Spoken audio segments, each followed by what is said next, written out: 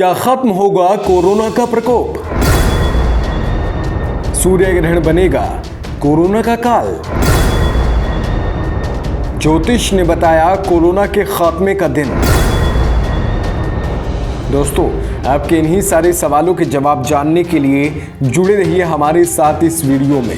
इसे अंत तक देखना ना भूलें ताकि आपको इन सवालों के जवाब मिल सकें। दोस्तों, कोरोना आज के टाइम में हर किसी की जुबान पर रट गया है, क्योंकि कोई ना कोई हर दिन इस बीमारी की चपेट में आ रहा है। इससे संक्रमितों की संख्या भी लगातार बढ़ती जा रही है। बड़ी ही तेजी के साथ इस वायरस ने पूरी दुनिया को अपनी चपेट में ले लिया है। इस कड़ी में हमारा देश भारत भी सर्वाधिक इन्फेक्टेड लोगों की संख्या के आधार पर दुनिया में तेजी से ऊपर आता जा रहा है। देश भर में लगे लॉकडाउन के कारण निश्चित तौर पर सरकार द्वारा अनेक लोगों की जान बचाने में सफलता पाई गई है, लेकिन अब भी कोरोना संक्रमितों का तेजी से बढ़ता हुआ ग्राफ सभी की चिंताएं बढ़ाता जा रहा है। लोगों को डर है कि कहीं इसका कम्युनिटी ट्रांजिशन ना हो गया हो। दिल्ली सरकार के एक मंत्री ऐसा अंदेशा भी जता चुके हैं। केवल इतना ही नहीं, इसके कारण सारी इंडस्ट्रियल एक्टिविटी लगभग हाशिए पर जा चुकी हैं। इकोनॉमी भी कमज़ोर है।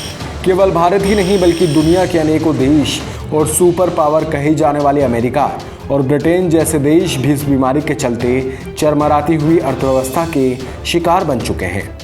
खैर, अब हम बात करते हैं ज्योतिष के अनुसार ग्रहों की स्थिति क्या कहती है कोरोना वायरस के बारे में, क्योंकि आज हर किसी के जहन में बस यही सवाल है कि आखिर कोरोना कब जाएगा। 21 जून को पड़ने वाले ग्रहण का क्या प्रभाव आम लोगों के जीवन पर पड़ेगा, आइए इसी के बारे में बात करते हैं। वैदिक ज्योतिष में ग्रहों की स्थिति और उनके गोचर पर विशेष रूप से ध्यान रखा जाता है, क्योंकि उन्हीं से विभिन्न प्रकार के प्राकृतिक और मानव निर्मित आपदाएं मानव जीवन को प्रभावित करती हुई पाई जाती हैं। सूर्य ग्रहण का प्रभाव लगभग 6 महीने तक दृष्टि गोचर होता है। दिसंबर 2019 में लगा सूर्य ग्रहण काफी बड़ा और प्रभावशाली था। उसका प्रभाव समस्त मानव जीवन पर व्यापक रूप से पड़ा। अब जून के महीने में एक साथ 2 ग्रहण लगेंगे, जिनमें से एक तो 5 जून को हो भी चुका है। अब इसके बाद 21 जून को सूर्य ग्रहण होगा। इनके बाद 5 जुलाई को फिर से चंद्र ग्रहण लग जाएगा। इस तरह लगभग 1 महीने के अंतराल के अंदर ही तीसरा ग्रहण भी जुलाई में आकर लग जाएगा। 1 महीने के अंदर 3 ग्रहण घटित होने से मानव जीवन पर प्रभाव पड़ना स्वाभाविक है। यही वजह है कि प्राकृतिक आपदाओं में बढ़ोतरी हो सकती है। 3 ग्रहण इतने कम टाइम के अंदर पड़ना प्रजा के लिए हानिकारक होता है। वर्तमान समय में जब समस्त उत्तर भारत गर्मी की ज़बरदस्त चपेट में है, अम्फान नामक तूफान उड़ीसा और बंगाल में भयानक तबाही मचा ही चुका है। निसर्ग ने भी महाराष्ट्र और गुजरात में अपना रास्ता बनाया था। उससे पूर्व पिछले 2 महीनों के दौरान ही कम से कम 10 बार राष्ट्रीय राजधानी क्षेत्र दिल्ली और उसके आसपास के इलाकों में केंद्रित भूकंप के हल्के झटकों ने भी सभी को सोचने पर मजबूर कर दिया कि क्या मानव जीवन को इस वर्ष और भी कुछ झेलना पड़ेगा।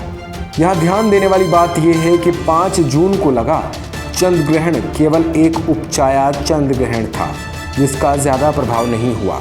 ऐसा ही हाल जुलाई वाले ग्रहण के साथ भी होगा, लेकिन 21 जून का सूर्य ग्रहण काफ़ी प्रभावी होगा, क्योंकि इस जून महीने में ही बड़े बड़े ग्रह वक्री अवस्था में रहेंगे। ग्रहों का वक्री होना प्राकृतिक आपदाओं की ओर इशारा करता है। इसलिए कहा जा सकता है कि आने वाले 6 महीने सामाजिक, राजनीतिक और प्राकृतिक रूप से उथल पुथल वाले हो सकते हैं। इन सब के बीच वापस लौटते हैं अपने विषय पर, जो है कोरोना वायरस का संक्रमण काल। सर्वप्रथम आपके अंदर एक अच्छी रोग प्रतिरोधक क्षमता अर्थात इम्यूनिटी पावर होनी चाहिए, क्योंकि इसी की वजह से आप कोरोना वायरस पर फतह हासिल कर सकते हैं। हमारे देश में प्रतिदिन कोरोना वायरस के संक्रमितों की संख्या बढ़ती जा रही है। ग्रह स्थिति इशारा करती है कि स्थिति अभी जून तक और बढ़ेगी और जून के महीने में काफ़ी बड़ी संख्या में लोग इसकी चपेट में आएंगे। हालांकि जून के अंतिम वीक से इसके मरीजों की संख्या में कमी आनी शुरू होगी और हम उम्मीद कर सकते हैं कि जुलाई के महीने से हमें कुछ अच्छे समाचार सुनने को मिलेंगे।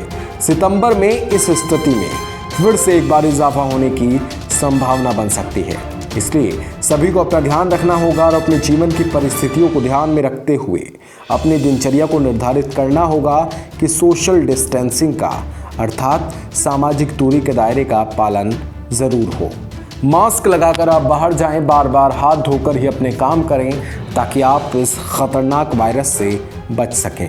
ग्रह स्थिति ये भी इशारा करती है कि जून से सितंबर के मध्य में संभव है कि इस खतरनाक वायरस के खात्मे के लिए कोई वैक्सीन ईजाद हो जाए, जिसकी वजह से सारी दुनिया को धीरे धीरे इससे मुक्ति मिलने लगे।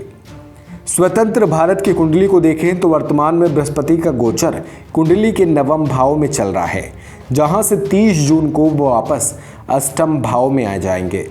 30 जून को बृहस्पति वक्री अवस्था में एक बार फिर धनु राशि में प्रवेश करेगा और 20 नवंबर तक वहीं रहेगा।